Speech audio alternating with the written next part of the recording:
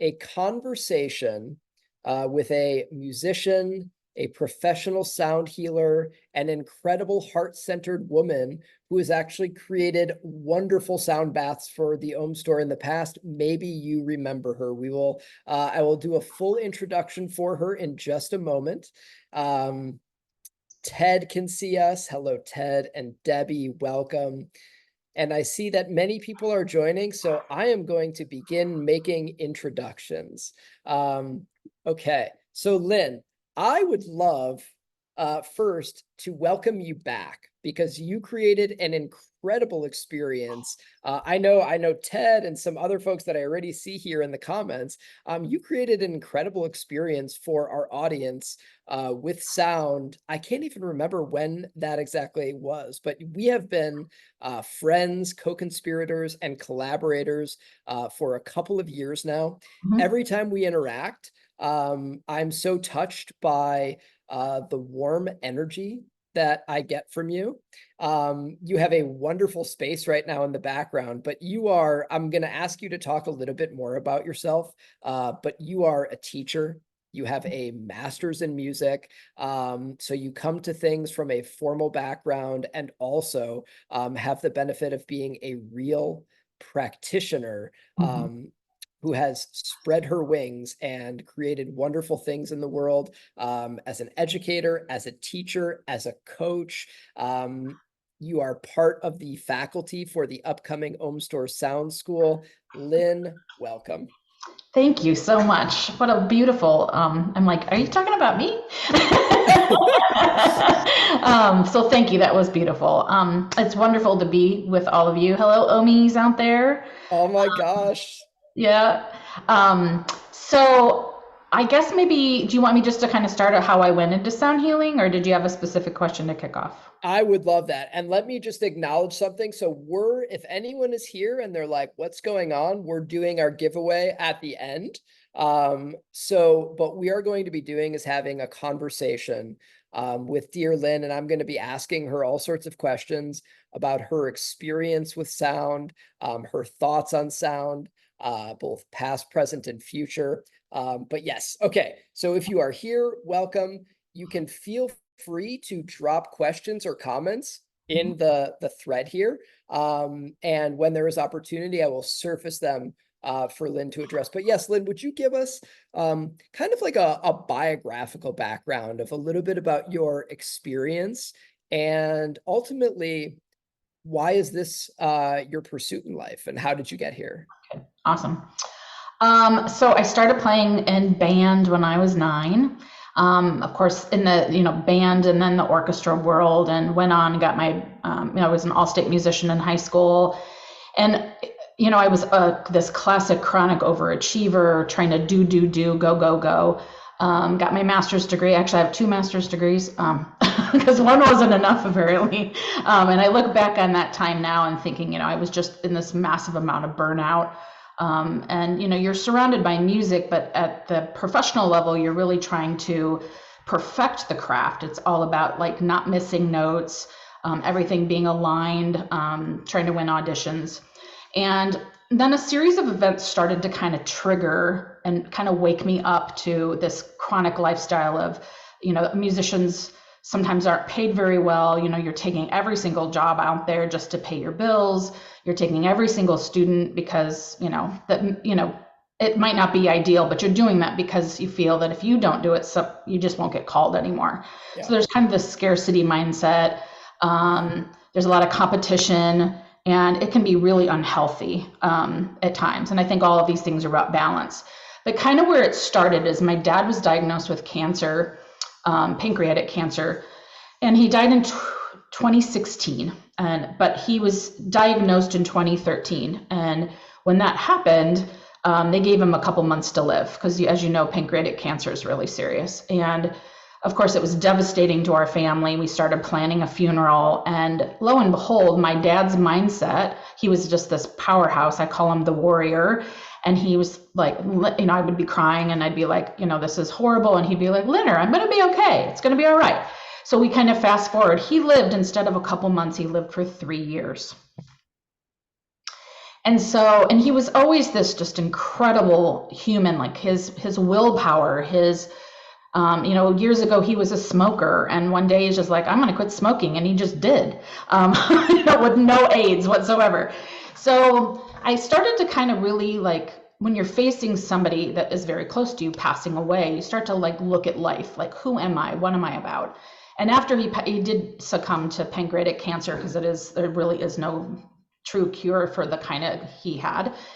And I was devastated when he died. And I was just super, super burnout still doing all the things. And then a friend of mine said, well, Lynn, why don't you try sound healing? And I was like, what? What's that?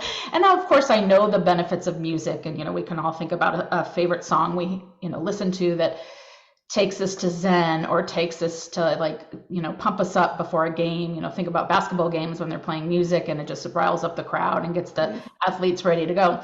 So I knew the power of music and how it deeply touched me.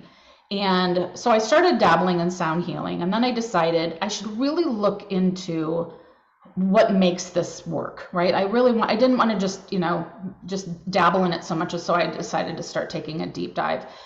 And so I started training in it to just to figure out like what are these modalities, what are best practices, and also how do I best serve clients and the public and the community. And what I didn't realize at that time, because I'd lived in this scarcity mindset for so long, that my own health had deteriorated. I was getting headaches all the time. I was exhausted. And I really didn't like myself. Because when you're dealing with all that competition, you're constantly comparing yourself, and there's healthy levels too. So on the sound healing journey, I started to realize, wow, for me to be able to help other people with sound, which is, slightly different than just playing classical music, right? Is I had to really come to terms with who I was as a human, and who I was and what I wanted to bring to the world. And did I care about myself? Because I was always helping others. So I was going, doing. So I started, that was the deep dive for me, was, who am I? What am I about? And how do I care about myself? Like instead of giving all the time, is how do I take, the oxygen mask, put your oxygen mask on first. And so as I was in this deep dive, I always compare as that, like going into the sound healing world is, once you open that door, it is like there's a hallway of universe of doors of things you're going to discover, right? The instruments, the different types of instruments, the people that you'll meet, the experiences you have with sound. Some of them I would explain as almost psychedelic, right? Without the aids of plant medicine. And it's really been truly life-changing. So when I look back on that old Lynn, I think to myself, like, how did she survive doing that for so long? And really the kicker was, in 2020, I was diagnosed with a very rare autoimmune condition that was life-threatening. And that was the big wake up call. Like, I've got to keep doing this, and surprisingly, when that started, I just bathed myself more in this practice and got off of almost all my pharmaceuticals that they had put me on, because I was like, well, this isn't, you think about root cause, like what's causing the dysfunction and the disease. Yeah. And, I'm not putting allopathic medicine down at all, because they totally work in tandem. But now I'm basically off of all of my pharmaceuticals other than like one. And I feel great most of the time. And when I don't feel good, it's usually because I've kind of forgotten, right? Like you get back into that go mode. But it has been truly life-changing. And the people like I said before, the people I've met, the experiences I've had, it's been really beautiful. How did you, I think something that I think is like fairly common in the world of service, is taking care of other people at the expense of yourself. I'm curious if you could expand a little bit about what it was like for you to make yourself a priority. So I think there's a couple of things. Is like I was a yes person, a chronic people pleaser. The not wanting to say no was so uncomfortable that I said yes, even though I wanted to say no, because the disappointing people was really hard. Yeah. And as you transfer from that people pleasing, over giving, which, that's who I am as a person, because I've been a teacher since I was a teenager, teaching music lessons and that kind of thing, is that drawing healthy boundaries is what's going to keep everybody balanced, even the people who you're serving. That, there has to be some boundaries, or other it starts to blur. And then once again, you're back in that same scene. But as I started to draw some of those boundaries, it was terribly uncomfortable. And I learned that I wasn't going to make everybody happy. And that I had to be okay with that. That Yes. saying no didn't mean I wasn't a nice person or I wasn't kind. And it took a while. Even to this day, because I was a people pleaser most of my life, is even to this day, I find the need to like do it again. And then I realize that that's going to sacrifice my own well-being, and really just and it's a delicate balance, right? Because you don't want to become like so self-centered that you can't serve. So you're always kind of adjusting as you go. A lot of this is doing meditation, doing sound sessions, because one, that keeps you calm, and then you can make more rational decisions when you're not in that fight or flight too. So I think the sound and the sound baths, when I'm giving sound baths, I feel like they're just as beneficial for me. I mean, I can't drop in as deeply as a client can, or my community, but I certainly am reaping the benefits too. And afterwards, I usually feel amazing as well, even though I'm giving the sound bath. So I think having that sound piece is incredibly important to just regulate your nervous system, so then you can make clear decisions of what's good for me and at this moment, right? And I think people, if they're rational humans, they realize that, like, well, I can't help you today, but I can help you tomorrow, or something like that. Yeah. Wow. Wow. Yes, thank you. Can you say more about your personal practice? So beyond when you're receiving the benefits from being of service to others in like a sound bath, for example, what is it actually like for you on like a daily and weekly basis? How are you taking care of yourself, both maybe with sound and without, in other ways? So without sound, the things I'll say is like sound helps us sleep better.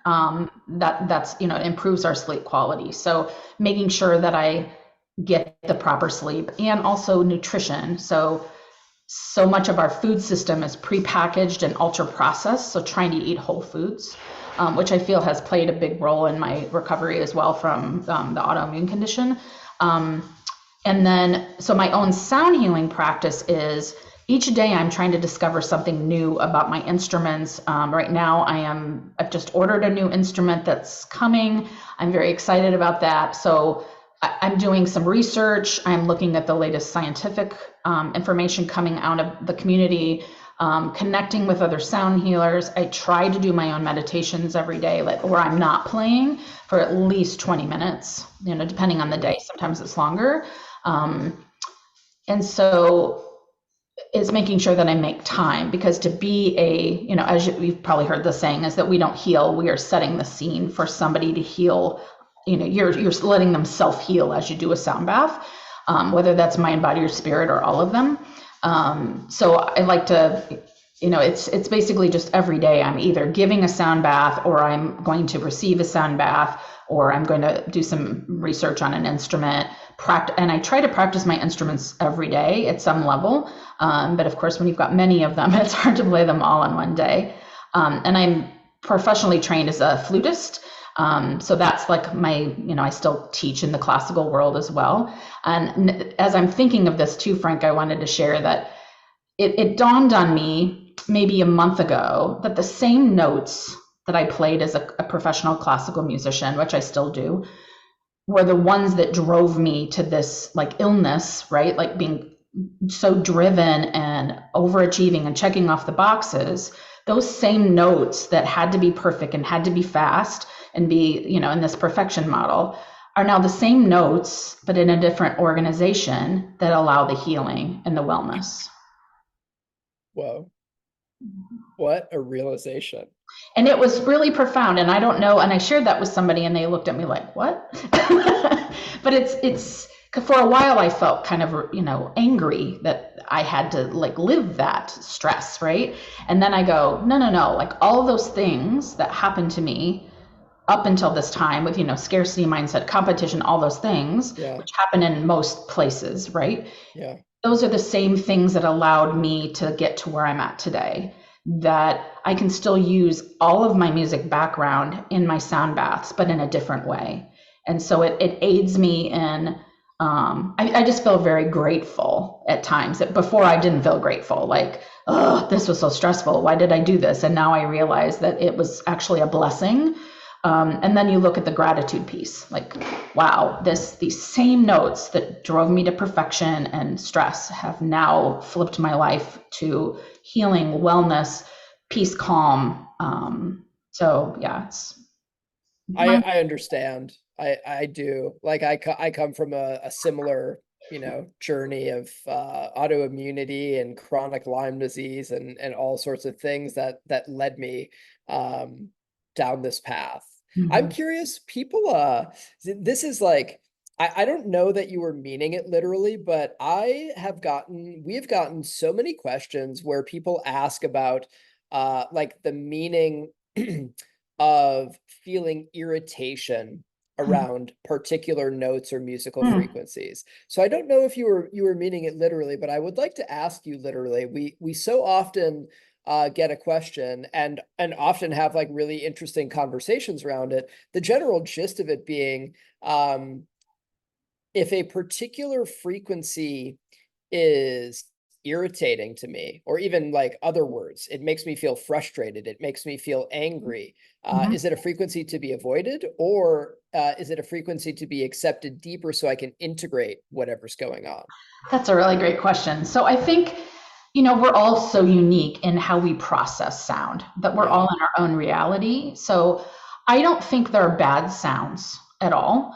Of course, if you hear a certain frequency, maybe it's played on a different instrument and you might find it kind of grating, or you feel a sensation in the body that isn't great. Maybe I've had people explain before, oh, when you played that, I felt like my back kind of tightening up. Hmm. The first thing I always say is that no sounds are bad and that they don't last forever, right? Like they're going to go and then they're going to pass on to the next thing. Yeah. And that you can try to breathe through that and see if it will move whatever's causing that stress and frustration or the pain or the discomfort, the twitch, whatever it might be. Try to Yeah. breathe through that. And then if that is a continuous pattern past that moment, and let's say you hear that same, like let's just say it's a gong that has a strange frequency about it, and you hear it again and it keeps bothering you, I Yeah. think it's maybe better to maybe sell that gong, right? Yeah. That there could be a reason. So I always think like integration's one level of that. Like, is it just a moment in time where it feels weird? And then you Yeah. can like that, let that go on. Maybe it's a good thing. And I always say like there are no bad sounds. Yeah. Um, in the same respect though, that there are going to be sounds that it's kind of like the nails on the chalkboard, right?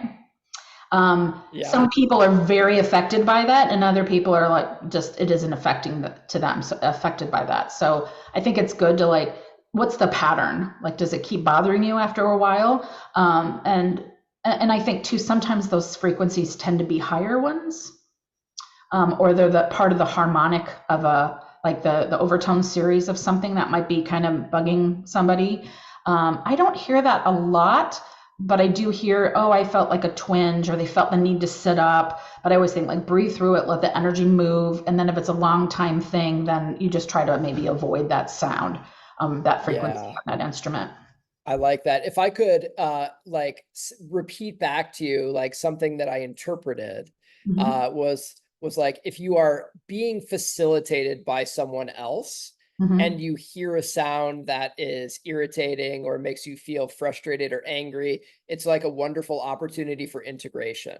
Right. Um, and also, you don't necessarily need to like go look for an instrument whose sound you hate in order to work full time on integrating, whatever's going on with Right, that right, sound. right. It's Like like it's an let it. opportunity for a moment, but you don't have to go out and like build a collection of sounds you hate so that you can do like your deep therapeutic work. Right, right. Yeah, it's not that, it's definitely, in my opinion, not that complicated. I think Yeah. it's interesting too, is like your, Yeah, you said something about just because it's bothering you at that moment doesn't mean you've got some deep healing to do. It's just an energy moment that you're just letting that pass through. If you own an instrument that over time does that for you, try not to make it so much about you that you've got to fix you, that it's not the instrument. If it bothers you and it's a frequency that isn't pleasant, I'd say, sell it, move on, keep moving. That it doesn't mean that you're broken, something's wrong with you. So Mm. Would you share, because we see wonderful gongs and crystal bowls in the background, will you share just a little bit about all of the instruments that you work with? yes, absolutely. So I have you can't see everything behind me. There, some are in other rooms too, but I have a crystal bowl set. This is a sharp set, and the sharp set are basically C sharp, D sharp, F sharp, G sharp, A sharp, which is a fascinating, almost perfect pitch set that is amazing. The first time I heard it, I was like, I have to have that. And then right behind me where I'm pointing, this is a Paiste gong. It's 32 inches, I believe, and it is a Saturn gong. So these are the planetary gongs, and they're pitched towards certain frequencies of the planets. And there's also wonderful overtones and frequencies in that instrument. And then over on this side of me, I have a gong from Nepal, and it's hand engraved, and all of that stuff. This one I think is 22 inches. And when I was picking out gongs, the lady that I know who lives in St. Louis, she'd just gotten a shipment in. So she goes to Nepal every year. You probably kind of know how this works, but she goes and she hand picks everything. And she'd just gotten, I think there were 12 of them the same size. And what's really interesting, and this about bowls, is even though they look identical in their form and their shape and their size, they can sound completely different depending on, all the intricacies. But so as I played the other 22 inches in her showroom, it was interesting how different they all sounded. There were some that had some really crazy vibe about them. It wasn't a bad sound. It was an energy that maybe somebody who was making that gong had gone through a lot. And so that energy imprints into the gong. So anyway, so this little guy came home, and then above me, I have a handheld 16-inch wind gong. And that's great because it's light enough that you can kind of swing it, pull the sound over somebody. It kind of sounds like a bowl too. I also have lots of Tibetan bowls, which are in another room. I think I have 12 total. And then I have drums, and I play drum almost in every single sound bath because to me it's an extremely grounding instrument. It's the most like our heart and the rhythms of our heart. It also is incredibly therapeutic. So it's one of the instruments that can take us to a theta state with our brainwave. So I do that. And I would say in my sound baths, most people will have the most profound effect because of the sound, the drumming. The other, and gongs too. I mean, they all do it, but drumming is really fascinating. And then of course I have Native American flutes. I have silver flutes, and then I have a bass flute and piccolo and all those kind of things, which we don't obviously play in a sound bath. And then I have a chime bar that's kind of sonic chi and fast. It's so beautiful. And then I'm going to be adding a monochord to my lineup. I'm really excited about that. And then I've got a couple other little tools, but these are the heavy hitters of the crystal bowls, the Himalayan bowls, the gongs, the flutes, the drums. Wow. Okay, so that is quite the setup.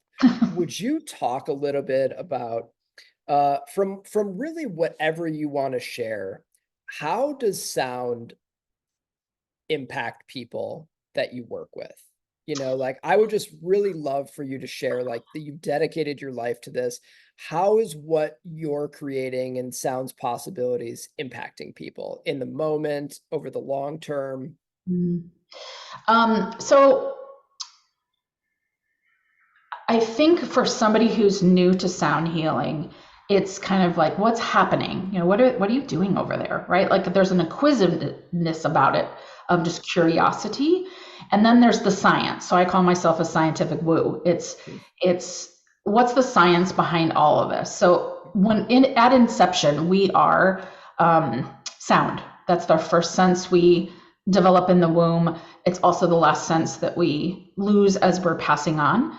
the universe created by sound. So it's fundamental to everything in our world. And I was listening to a recording of some research that's come out. And if you think about when you have a thought, which is energy as well, as that thought is being created and the synapses are wiring, it's actually sound as well. So our thoughts are sound, they're energy. And everything in our universe is basically 99% energy and then just 1% physical, which is really an interesting concept, but is proven by science. So for instance, I've had people come to me and they are having problems sleeping. So and which is a chronic problem. And they'll come to a sound bath and they'll talk about how they just can't sleep well. So then I'll get an email or a phone call the day after or a couple of days after, and they'll share how it brought up some things in their life that they needed to work through. And then, of course, the sound is decompressing and allowing us to go back into a parasympathetic state of rest and digest. Others it will bring up things that they've forgotten, good or bad.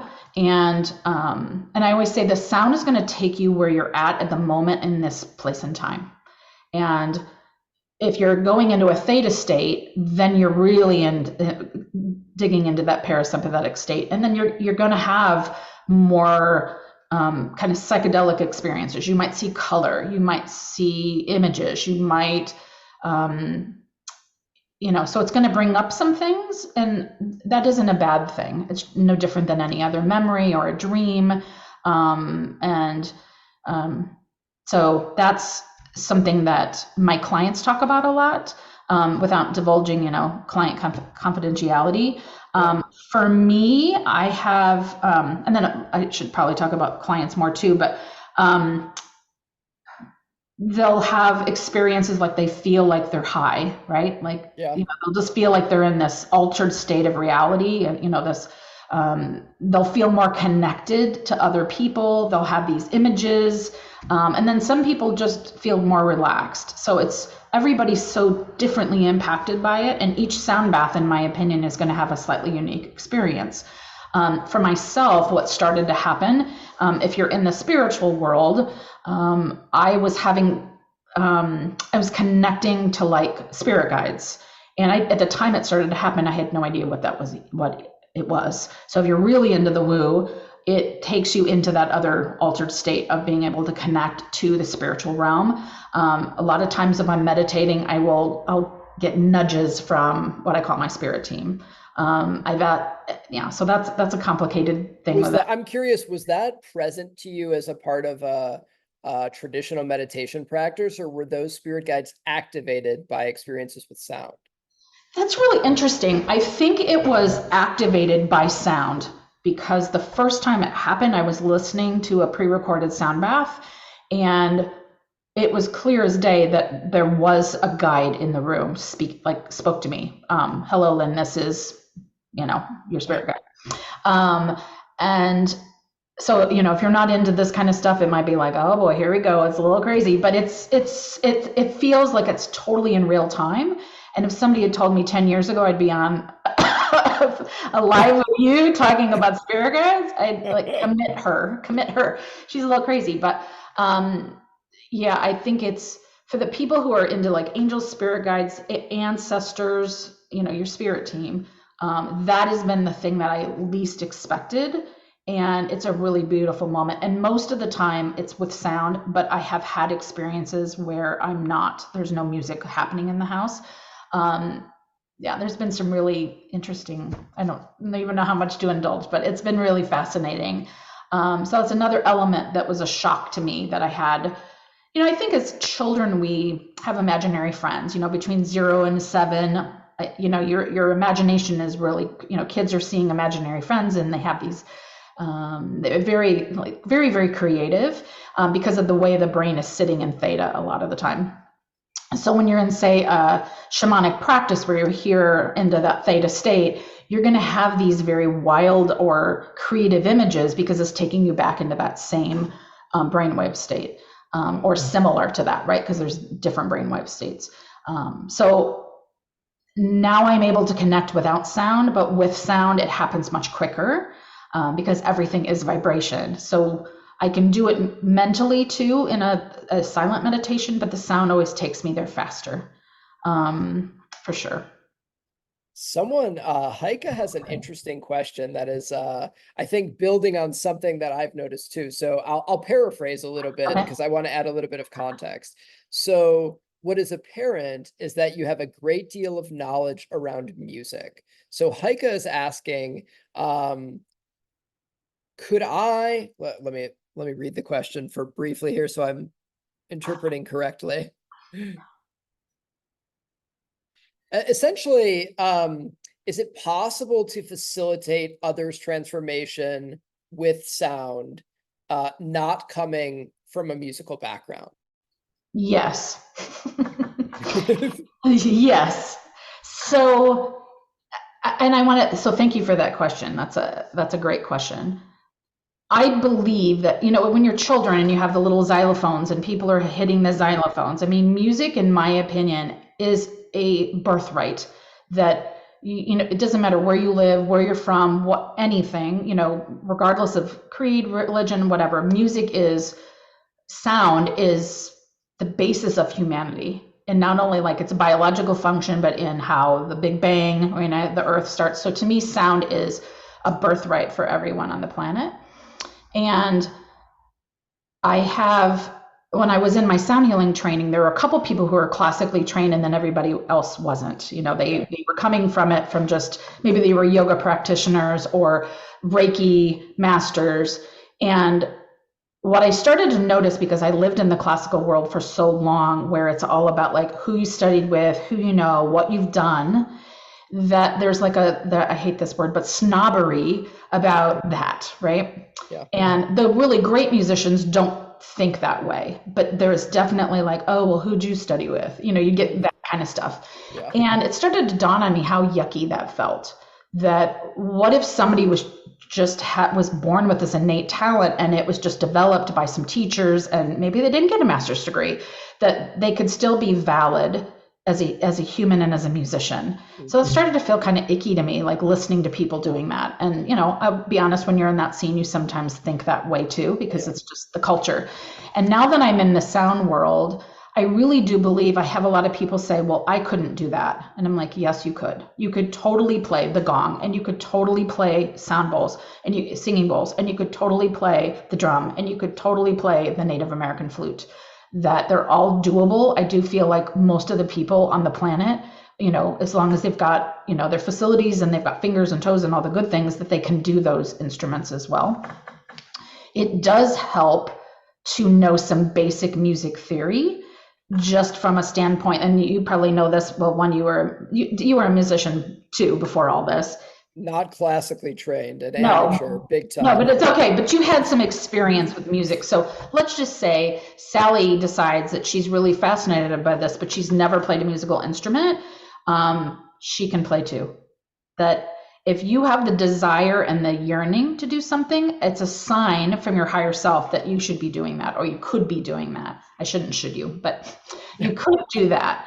And for instance, in the Native, it was just, I think it was yesterday, was Native American Day. And I've been very fascinated since I was a child with Native American culture.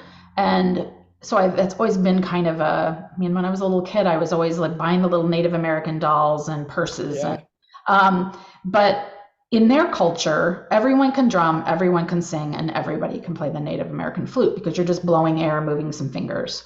Yeah. And when you're around, so I've gone to some conventions which are Native American in their background, and when you're playing somebody a song, it's a gift to somebody else. And if we think of when we're playing our instruments, that everything is a gift for someone else, the sound, just the pure sound. So if I have a singing bowl, I'm offering that as a gift. And it is a gift, right? The Yeah. ability to hear, the ability for someone to hold space for us, the ability for the sound to wash over us and affect our cells. So You absolutely do not have to have any musical background to do these things. If you have a desire to play and learn more, I say go for it, because that's what if that yearning is your higher self calling and saying, hey, come here, come hither and do this. So That's wonderful. yeah, yeah, and I've in this classical world too, I've gotten of like, oh, you're not playing flute anymore. It's like, yeah, I can do and those two things. I Yeah. can be a classical musician and play the flute seriously, and then I can also come into the sound healing world. And what's interesting, when you start to come from it where it's not ego based and it's about your heart and your mind and just being one with other people. I know this sounds a little woo too, but you're one with other people and you get that ego out of the way. I've had some of the most clear performances I've ever had. Like my mom came to something, I think last Christmas, and she said, I've never heard you play that well. Like it's because you've released all this desire to be perfect. You're just like relishing in the music and the opportunity. And yeah, it can sometimes that little voice will be like, oh, but don't miss notes. And then you're like, it's all right. Because in a sound bath, you might hit a bowl a little too loud or a little too soft, and it's all exactly how it could be. You don't have to worry about perfection. Now, of course, there is the training of those things, like what kind of mallet and the logistics of, and then practicing that. So you have some skills. And then, of course, the musical element of learning just some basic music theory. Even if you don't like know it, you know that we could go with a C, which is sometimes associated with the root chakra, and a G would be a perfect fifth, which sound really great together, and they're very balancing in the body. But then if a bowl's a C and a D and they're really close to each other, right, in their sound, and they might sound kind of crunchy and slightly dissonant, that's going to start moving some energy too. So yeah, I think sound is for absolutely everyone. It's that's just so welcoming and warm. And I think many people are sharing how much they appreciate that.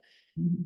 And the last point that you made, I'm wondering if you might talk a little bit about intentional uses Mhm. um, of dissonance when you're working Mhm. with sound for people.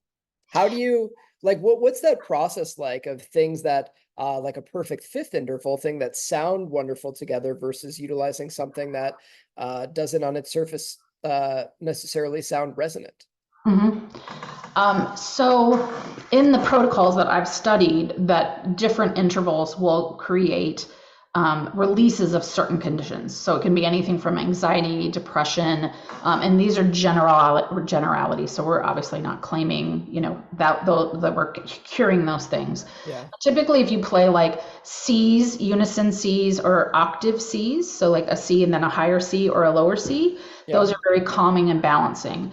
What I like to do is start at a very neutral point with just one bowl and Okay. let that bowl just set the tone, being present, listening to that one sound and some repetition of that sound, listening to the delay of that sound. And then I might move to a fifth because that's really balancing. So as a listener, I think it's always better to start from this harmony, and then if you go into like a C and a D, which is your second, you're going to create a little bit of dissonance in that, right? And then depending on what pitches those bowls are.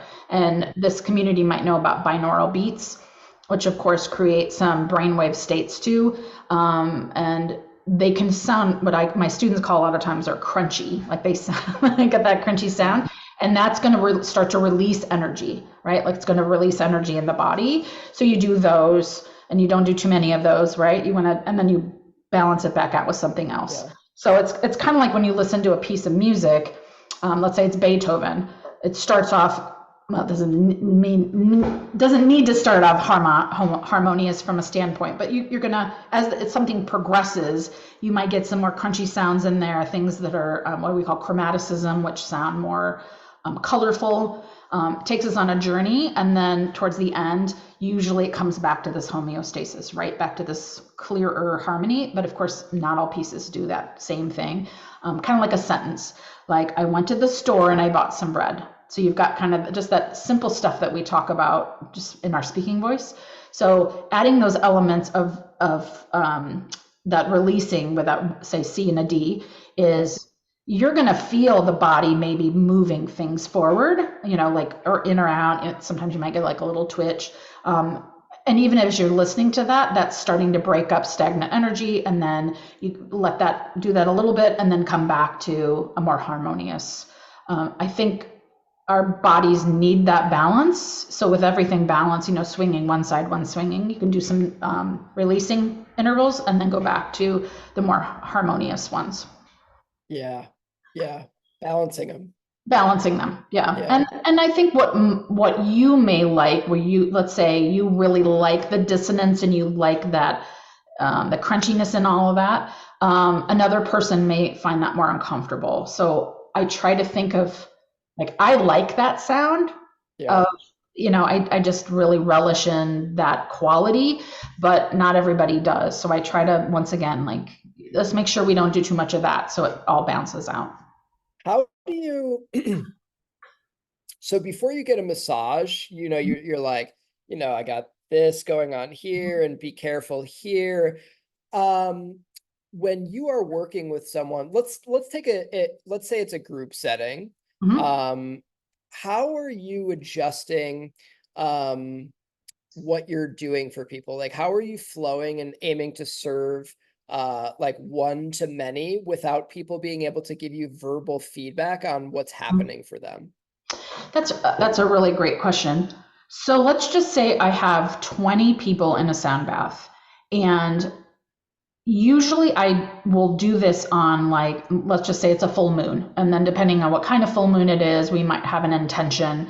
So we're coming up on a harvest moon, and so it's a great time for balance and regeneration. And so as they come to that sound bath, we'll probably say something like, what is something you would like to release in this?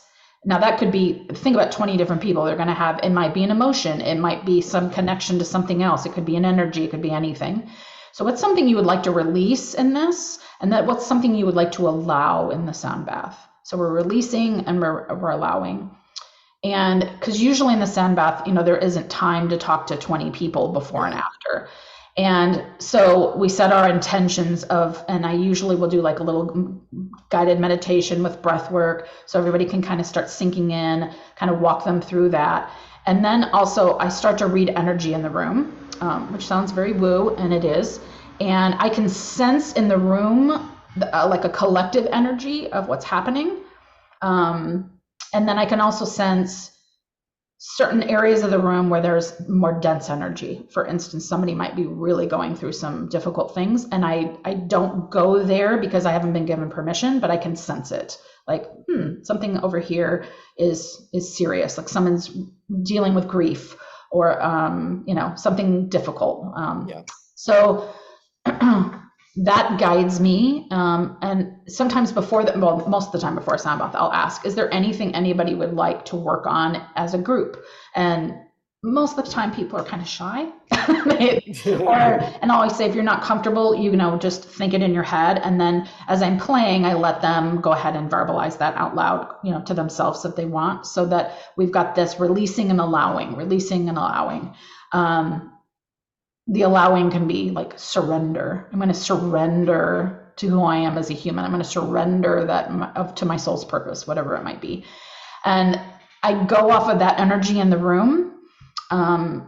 For instance, I had a sound bath that was sold out, and there was a lot of energy in the room, and I knew something was going on. There was actually a psychic in the room. And lots of strange things happen in that sound bath as far as just the energy and things like that. And then afterwards, I was pretty tired, because you're holding space not only for yourself to do this sound bath, but also opening your heart to let other people go on a healing journey. And I can sense that energy very quickly. And then you got to protect yourself from being completely drained, so you can like leave and go home, right? So you're not like on the floor taking a nap afterwards. And then I did one more recently, which was a little smaller group, and totally different energy in the room. And even the people who come to my sound baths all the time said this had a different energy about it. because it's a collective energy of who is in the room. And then of course we can connect to our spirit team and our guides and whatever it might be. And some people don't know that world at all, and then other people are very deep in that world. So I try to hold space for all of those experiences. None of them are bad. They're all allowed and welcomed and celebrated. And then after a sound bath, I let people, if they feel the need to talk, and what they've shared. I mean, I've heard everything. Like it's really, it's beautiful. And also if they don't feel comfortable speaking in a group, they can always come up to me afterwards. And I get a lot of, I see colors, is that bad? I saw a mountain, is that bad? And I always say there's nothing bad. And then if it did bring something up that is like disturbing and triggering an event or a trauma, then one, we make sure that person is centered, and then obviously if they have something they need to work through, then I refer them to a professional in that whatever that space would be. People are asking if there's anything that you do to protect yourself from energies that are being surfaced or present. I do. So before the sound bath, I play the instruments lightly, when I'm testing, making sure everything's where it's at. I do some breath work to drop in. I do a quick meditation. I do a prayer of protection, which sets my circle in my body's, my mind, body, spirit, to be protected, that only positive energy will enter the room. And so that intention is, I'm coming from a heart space, I'm holding space for people to heal, and I'm establishing that intention. And you kind of visually draw the circle around you like a bubble, that you are protected. I can still sense other energies and the activity in the room, what's going on, but I don't allow it to actually absorb into my sphere, right? My circle. So a lot of this is intention setting, the instruments. I clear everything before we are playing. And by clearing, you're playing like tinctures or any instrument can work. So a lot of people will say, do you sage the room? I usually don't use a lot of sage because I'm actually kind of sensitive. So I use my instruments to do the exact same thing. So but people like sage, that's great. I have some, I just don't burn it that often. So I'm always afraid I'm going to burn my house down. So, so I do set the intentions, set this prayer of protection. And I say that out loud to the group so they can do the same thing. Because if you're in a sound bath and you're laying next to somebody, and let's say our auric field is always changing, right? So you've got, 3 feet. When we're coming, this is interesting from a scientific standpoint, when we are coming from a heart space and we're truly like loving and caring and having compassion, our aura expands. So it can go up to like, I think 9 feet, which is pretty impressive. And then when we're, say, in scarcity mindset, or we're stressed, or we've got grief or anger, that aura is going to come in a little bit. So if you're laying next to somebody in a sound bath, and let's say they've got a lot of stuff going on, you don't want to absorb that as well. And obviously you're in the bath and you don't want to be moving, or you can't, there's no space. So you can set that prayer of protection as well, to protect yourself from any other energies. I also created a sound healing prayer, which is, welcoming in sound as a healer and only positive energies in. And, I don't want it to be toxic positivity, but the prayer is basically similar in, I'm protected by white light, only positive energy and sounds will affect me, that kind of thing. And so the intention's a really big piece of that. Wow. Yes. Okay. People are resonating. Wonderful, wonderful conversation with hearts. I wondered if you could share, Lynne, what misconceptions do you encounter about the world of sound healing? What I've experienced before so what I've experienced in general is, I've heard a couple of people say that sound baths are witchcraft. I've heard people say that meditation is evil. I have heard people say that this is woo-woo and not true. That's good. I haven't heard that. So I look at it this way, and I'm going to just speak to anybody that practices any religion. if we are born of a creator and that creator made us whole in that person's image, right? His or her image, then sound is part of that gift. Meditation is very similar to prayer. In fact, to me, they're very, very similar. With prayer, it's God-centered, right? Usually like, forgive my sins, or please pray for my family, and those prayers can be, very, very personal. Meditation is more about like lessening the ego, calming the nervous system so that your higher self, which is of course your soul, which is based in the Bible, right? Or the Bible or the Quran or whatever you're following, your soul is still part of that gift. So it makes me like sad that somebody is closed-minded that this is like, witchcraft or something like that, because it couldn't be farther from the truth. But I think some of this is just the indoctrination of different religions and cultures of like, some people don't even know why they believe what they believe, right? I mean, I've had those same things, like, why do I believe that? And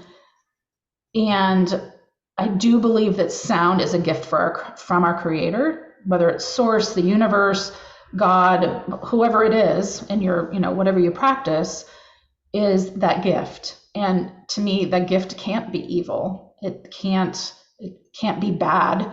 And so having that open heart and that open mind, I just think like, here's this opportunity with sound to heal ourselves and connect with our soul's purpose, and to have these incredible experiences, psychedelic-y kind of experiences, and connect with our angels and our spirit team. And imagine if, I just think of myself like, what if I didn't have all that? Like, my life feels so different now being in this world than before it. And I don't think I've ever thought that, but I always welcome people like, well, I promise it's not evil. We're not chanting. We don't have a Ouija board. I have a friend I went through a meditation program with, and her husband was not hip on this program. And he kept telling her how evil it was. Meditation's evil, meditation's evil. And I just could not wrap my thought process of like, how could somebody think that? So I try to keep the door open to allowing them to see it differently. That what if that's just not true? That everything we think doesn't have to be true. It's our reality. It's what we've been taught, what we believe. And there will be some people who will not come. They won't open the door. They won't experience those things. And I have a saying, they will just have to miss out. That it's like with anything, right? You're going to have people who are open-minded, and I think now in our world with so much going on, that this is a great awakening. This is a time to get in touch with who we are, what we're about, our basic humanity, and our wellness. We are hearing some of the political candidates talk about, how our healthcare system is a sick care system. And it's true, and it's terribly expensive if you've got any kind of health problems or you don't have insurance. And I have a good friend who could easily go bankrupt because of his health problems. So this is just such a gift to be able to heal with sound. And even if you still have to include allopathic medicine for whatever reason, you've still got this gift of healing, of wellness, of connection. So the people who will not see it that way will just have to miss out. Lynne, you have lit this conversation up. That was so incredible to hear. Yeah. Wow. And I say that with love, like I receive it that way. You're trying to show somebody something like, look, if you just did this, you could do that. And they're like, no, I don't want to do that. And so you lovingly hold space for them, and they're just going to have to be where they're at. I think of my dad. So one of the first instruments I bought after he passed away was a drone flute, which is phenomenal. And my dad would have thought that was so cool that I had bought. I wasn't playing Native American flute much when he died.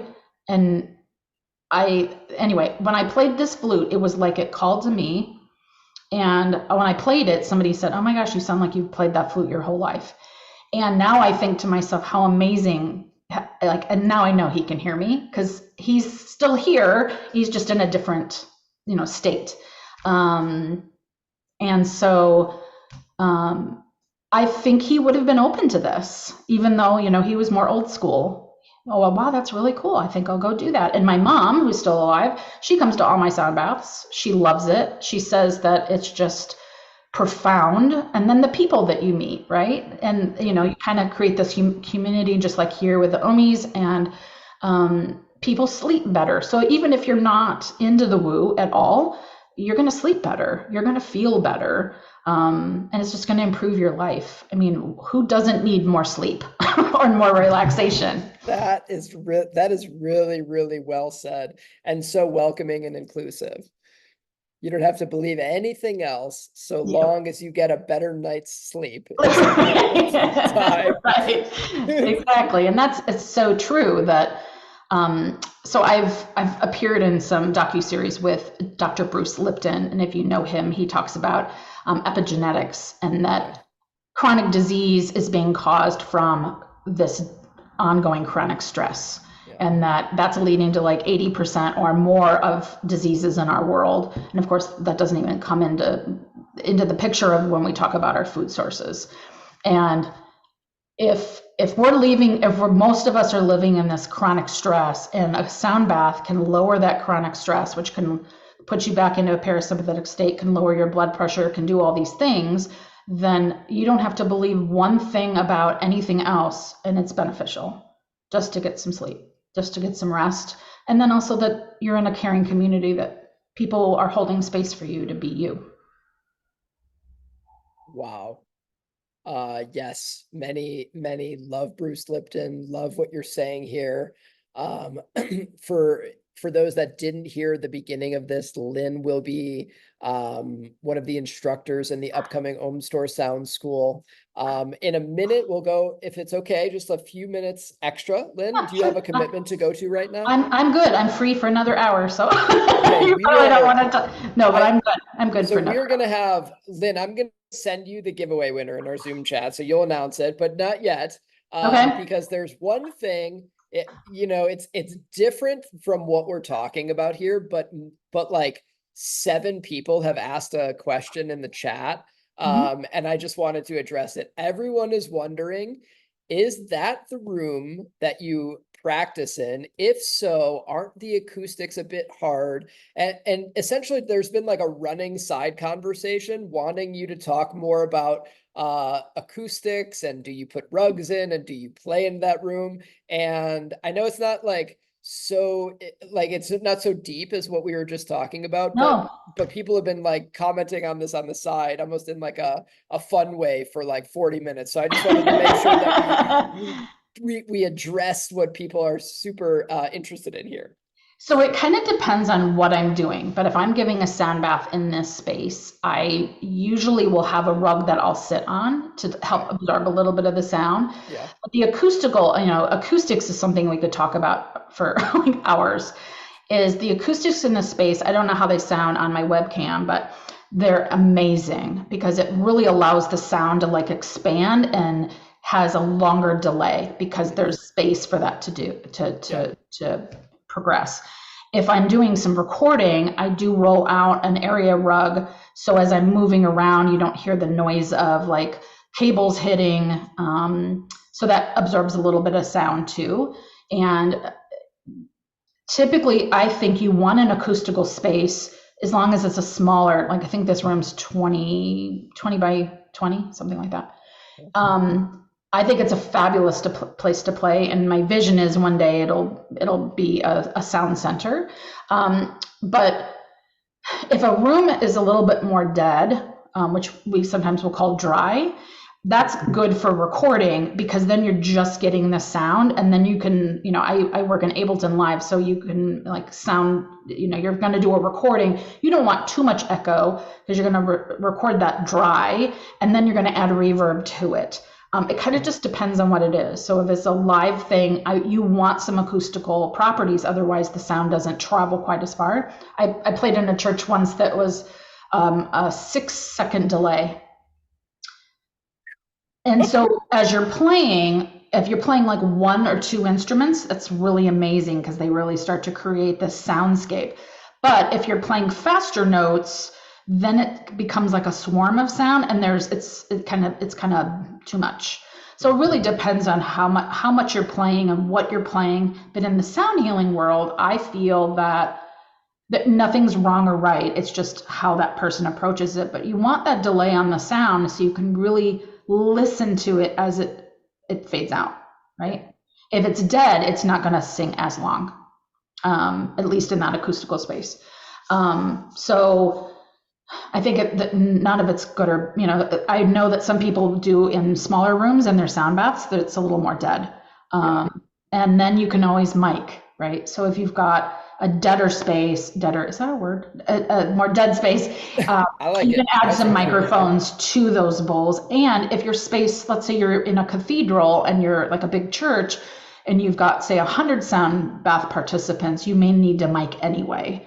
Because if you've got that many people out, that sound, depending on what you're playing, may not travel all the way to the end. So you may want a mic anyway with a speaker system, and you either do that yourself or you hire somebody to run sound.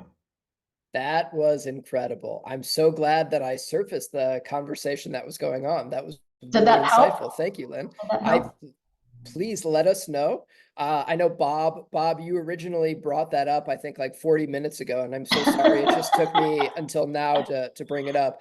But Bob, if you're still here, please offer a follow-up if you can, or if you need to. And Lynne, I just want to say, I'm not sure if you're looking at the comment thread, but so many people are just really appreciating what you have shared It's been here my today. pleasure. And I will even say that my experience, I talk like in front of my computer a lot, and I don't often do conversations. And sometimes that can lead me to feeling like a little bit shy or nervous. And our conversation has me feeling like I've been meditating. I don't know. There's just like something special about what you've created here for me today, where I feel like sunken into my body. And I just want to thank you. This has been, I could not have imagined like a better way to spend some of my day here today. This was incredible. Well, thank you. It's my honor. This was so insightful and nice. so incredible. Thank you so much. You're very welcome. It's been my honor. So I appreciate you having me, and you're very easy to talk to, you and Lauren both. And I do feel this very strongly, that whoever's listening don't let judgment or what other people think about what you're doing or what you want to do drive your decisions. That, like I said before, if you feel the need to explore an instrument or buy an instrument or go to a sound bath, follow that urge, because it is coming from your soul's purpose, your intuition, and just keep following that voice or whatever it might be. Because I truly believe, with so much of the chaos going on in the world, that the more we involve sound and healers and instruments and just participants, it's just going to make the world better, because we talk about collective consciousness. I could talk about this for a long time. I think, so go do. Don't be afraid. I hear this a lot, like, well, I don't know, I'm too old, or I don't know. Just start and do, because I think it will change your life for the better. Okay, well, you've heard it from Lynne. You can hear more from Lynne in the Ohm Store Sound School. You can also visit Lynne on her website, which is, let me put it in the comments section here so you can visit it. It is lynnesname.com. Oh boy. And I'm on Facebook and Instagram and all those good things. Same spelling, LYNNE STUKART. So you can find Lynne. I put the link there. You can find Facebook, on Instagram, in Ohm Store Sound School. Lynne, you do one-on-one teaching and coaching. I do one-on-one coaching. I do packages if people have like something they want to work on, if it's simple like sleep, or you want to increase your creativity, or whatever it might be. And so I work with clients all over the world on different topics. So I can help people one-on-one. I do most of my sound baths recently I've been doing in person, but I'm going to start launching hopefully in November, more online sound baths, just to get back to that, and doing some more recording too. So. Amazing. So you can find Lynne many places. Lynne, I'm going to send you, let's see, I want Lynne to announce, because we did, after all, some people, I think, are wondering the giveaway winner. So I believe that's just first name and last name, Lynne. So Okay. I will Awesome. prompt.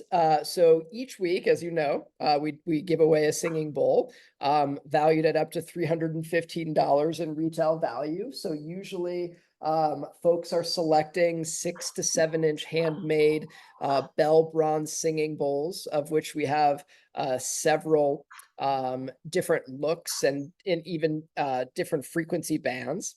And this week's winner and recipient of a bowl of their choice is Chrysandra Hines. Chrysandra Hines. Cassandra Hines. Krisandra Hines.